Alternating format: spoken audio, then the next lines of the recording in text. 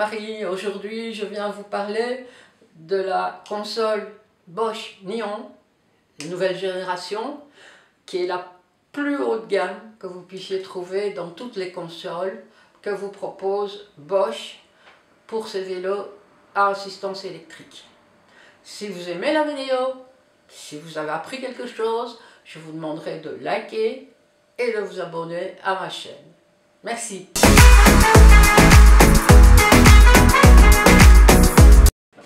L'écran Bosch Nion est amovible. Vous voyez ici les ergots, là aussi. Donc, je le pose.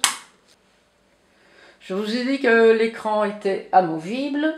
Il est également grand, donc la facilité de lecture est évidente. Il mesure 3 pouces 2 et il est placé en position centrale sur votre guidon. Il se compose de 2 boutons. Le premier pour allumer. Voilà, vous voyez qu'il est allumé. Et le second pour allumer les feux. Notez que vous pouvez très bien vous passer d'allumer les feux en demandant qu'on règle votre vélo feu allumé dès que le Nion est allumé. La console, elle, est déportée à gauche de votre guidon. Elle possède le plus pour augmenter l'aide électrique, moins pour le diminuer. Des boutons qui donnent vers la gauche ou vers la droite pour changer d'écran, ce qui ne s'avérera peut-être pas utile parce que l'écran étant tactile, par exemple moi je me sers uniquement de l'écran. Vous avez également ici le bouton de confirmation pour vos réglages et enfin ici la commande Walk qui vous permettra de marcher à côté de votre vélo qui roule en cas de nécessité.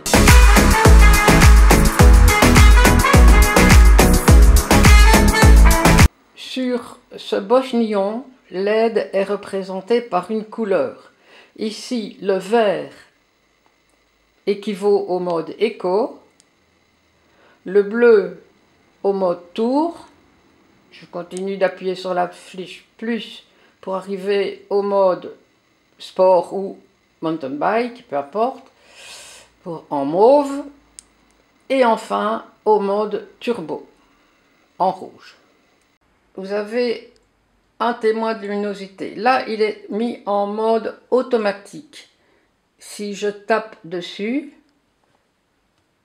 voilà, me voilà à 25%. Je retape dessus, me voilà 50%. Encore une fois 75, 100, ou alors je reviens en automatique. En ce qui concerne le thème, là vous avez les couleurs. Si je change de thème, voilà, j'ai un fond blanc et les aides que vous obtenez sont écrites en couleurs vert, bleu, rouge, mauve, violet. Je préfère bien sûr avoir la couleur. Donc je retape sur thème et me revoilà au départ. Après l'écran d'accueil, nous avons un écran qui indique la vitesse à laquelle vous roulez, le kilométrage que vous avez parcouru et l'autonomie restante dans ce mode. Au-dessus de l'écran, vous aurez toujours pour chaque écran la vitesse, l'heure, le mode sur lequel vous pédalez et le pourcentage de batterie qu'il vous reste. Maintenant, quand je parle de kilomètres restants d'autonomie, tout dépend du mode. Ici, vous voyez, je suis en vert, je suis en mode éco. Si je mets en plus le mode tour, vous voyez bien évidemment que ça diminue. L'autonomie va encore chuter si je me trouve en mode sport. Et elle va encore dégringoler un peu plus en mode turbo. Sur l'écran suivant, on voit apparaître la distance parcourue, le temps que j'ai mis pour faire cette distance parcourue en ne comptant que le temps durant lequel le vélo est en mouvement, la moyenne et l'altitude. Ici, nous sommes à 148 mètres d'altitude. Sur l'écran suivant, vous voyez apparaître la puissance en watts. Bien évidemment, c'est 0 puisque je suis à l'arrêt, je n'ai pas pédalé. La fréquence de pédalage moyenne de la sortie. La cadence instantanée, 0 bien évidemment puisque je ne pédale pas. La fréquence cardiaque, là je n'ai pas mis de ceinture cardiaque, donc ça n'indique rien du tout. Et vous avez les calories usées, donc dans le cas présent 467. L'écran suivant, c'est le GPS qui est le plus important et sur lequel nous reviendrons. Et enfin, un écran récapitulatif qui vous indique l'utilisation de modes de conduite ici.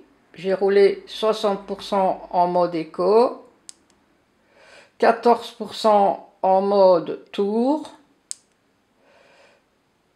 13% en mode sport et 13% en mode turbo.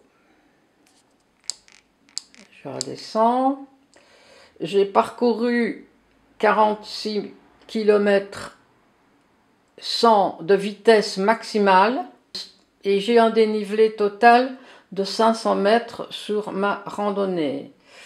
Comme vous le voyez, j'ai poussé moi-même 35% de puissance et le vélo m'a aidé pour 65%, ce qui n'est pas étonnant vu la distance et le dénivelé.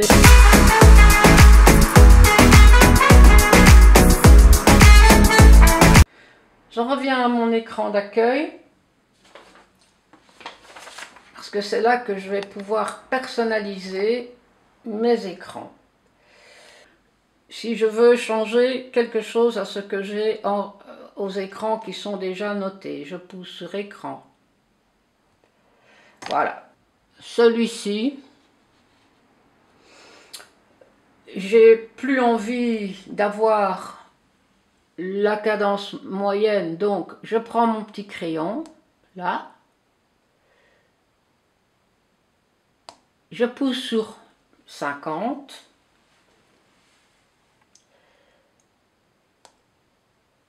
et je vais essayer de trouver, peut-être, allez, on va mettre la vitesse. J'édite. Je reviens à 0. Ce nion, grâce à la gestion des écrans, vous permet non seulement de changer certaines valeurs, mais également d'en ajouter, soit à l'aide de l'écran prédéfini, mais sur différents formes, bases, économie, etc. Ou alors des écrans vides. J'ai choisi les deux pour faire ce que je vais vous montrer.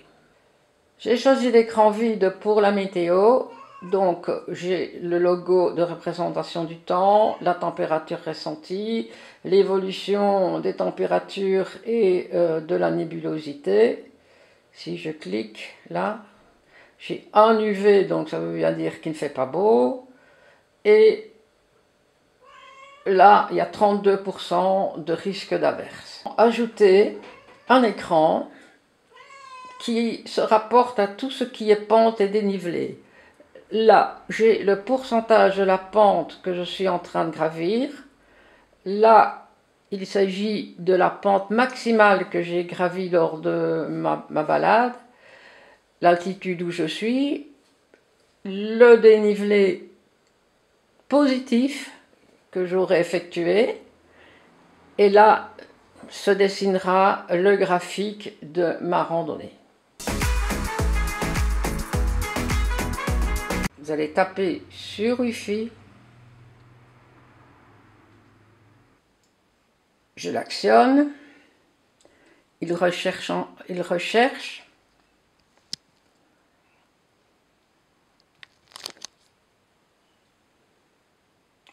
Et le voilà connecté.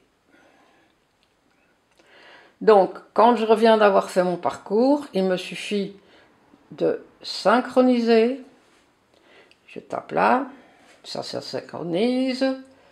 Et toutes mes données vont se collecter dans l'application e-Bike Connect.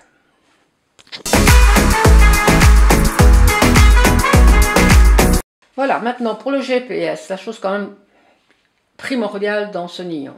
Je peux déjà chercher une destination en tapant sur la loupe. Je peux entrer une destination. Vous voyez que la batterie est verte, donc il n'y a pas de souci, je peux aller jusque là. J'ai un affichage en 3D que je peux changer en 2D. Voilà, je peux également comme ça voir étendre là. J'ai tapé remouchant, j'ai le plan et l'itinéraire. Je vais taper sur itinéraire et il est important de vous dire aussi qu'à chaque fois que je vais devoir changer de direction, j'aurai un petit bip sonore qui va sonner à 70 mètres de l'endroit où je tourne. Voilà. Donc dans 110 mètres, je vais devoir prendre légèrement à droite. La fonction que j'apprécie le plus, c'est de pouvoir charger des itinéraires. Vous pouvez utiliser les applications gratuites Komoot ou OpenRunner, tracer votre circuit, l'enregistrer donc en GPX, que transférer dans l'application e-Bike Connect que je vous ai recommandé de télécharger. Je tape sur itinéraire, je vois que j'ai ici un itinéraire dans le Condro à Namurois. Le circuit est donc dessiné à partir de chez moi et fait 67 km pour 969 mètres de dénivelé. Donc, voilà le profil du parcours. Vous voyez? Et je décide de partir. Voilà. Voilà mon... Vous voyez qu'ici, comme mon vélo est mis là, je vais devoir sortir de la maison et puis je tournerai, comme il est indiqué ici, vers la gauche. Voyons, j'aurai assez de batterie, malgré qu'il ne m'affiche plus que 68%. Voilà. Ça, c'est vraiment le top, je trouve, au niveau du Nion, c'est que vous pouvez vous faire guider sans avoir le moindre souci.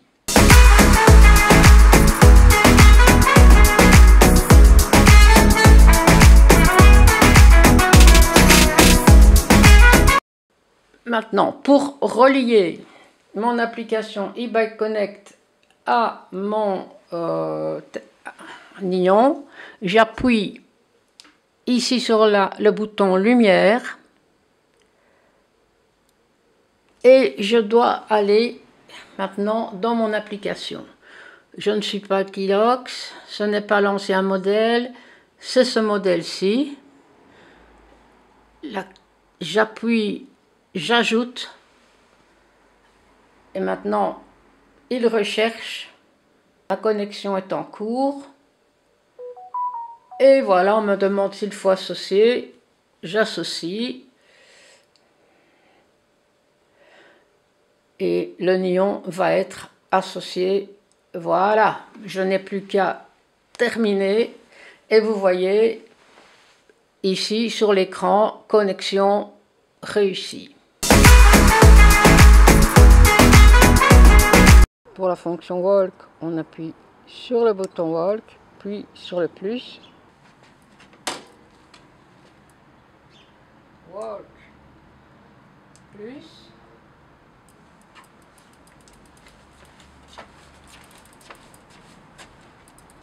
Voilà, je pense avoir été complète sur la description et l'utilisation de ce petit bijou de Bosch Nion. Si vous avez une question, une remarque une interrogation quelconque, une précision à demander, n'hésitez pas, en dessous de la page. À bientôt.